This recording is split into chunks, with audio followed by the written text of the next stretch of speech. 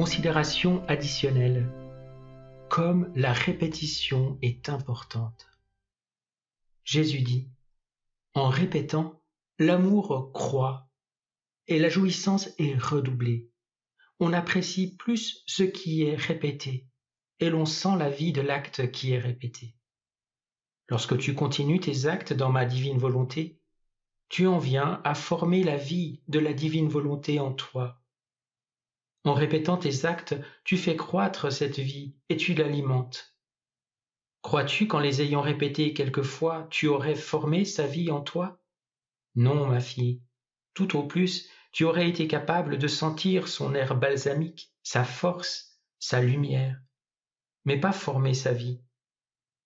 Les actes qui ne s'arrêtent jamais sont nécessaires pour pouvoir dire « Je possède la vie du fiat ».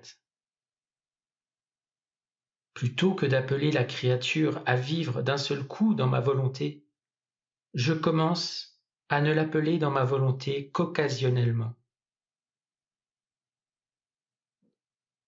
Voici 6 signes qui indiquent que vous êtes dans la divine volonté. 1. Si vous comprenez ce qu'est vivre dans la divine volonté, vous faites la distinction entre faire la volonté divine et vivre dans la volonté divine. 2.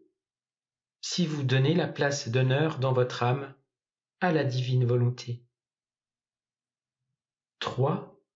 Si vous n'êtes plus complètement absorbé par vos tâches extérieures, mais que dans votre cœur vous gardez toujours présent à votre esprit la divine volonté. 4. Si petit à petit votre vision change pour tout regarder du point de vue de Dieu, ne pas limiter ce que Dieu veut faire en vous, à travers vous et par vous. 5. Si vous priez au nom de toute l'humanité passée, présente et future. 6. Si vous vivez dans la paix, la joie du cœur, le détachement de tout et l'amour continuel. Et voici maintenant 6 choses qui font sortir de la vie dans la divine volonté. 1. Faire quelque chose que votre conscience vous reproche. Passer du bien au mal. 2. Si vous pensez d'abord à vous de façon égoïste. 3. Faire un acte avec votre volonté humaine, sachant très bien que vous ne faites pas la volonté de Dieu. 4. Si vous revenez sur votre passé avec des pensées de culpabilité, de repliement ou que vous ruminez vos anciens péchés. 5. Si vous entretenez des pensées négatives de peur, d'inquiétude, d'angoisse, de critique, de plainte, de reproche. 6. Si vous vous troublez avec les pourquoi, car comprendre n'est pas nécessaire. Si vous désirez avec le cœur le cadeau de la divine volonté, Jésus vous le donne.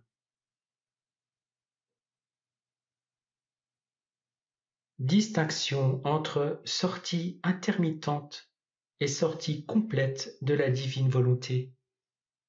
Il est important de noter que, règle générale, la sortie de la divine volonté n'est que temporaire chez les adeptes, à cause d'une inattention ou d'une négligence occasionnelle à appeler la volonté divine sur leur acte.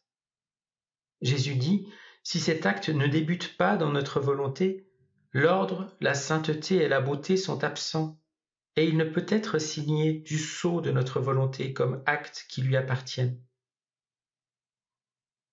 Ce sont des nuages passagers dans le ciel ensoleillé qui continuera à se manifester suite à l'accueil de la divine volonté sur les nouveaux actes. Cependant, en cas de péché mortel ou de négligence continue dans la quête de la vie dans la divine volonté, il est normal alors que le sujet retourne dans sa volonté propre.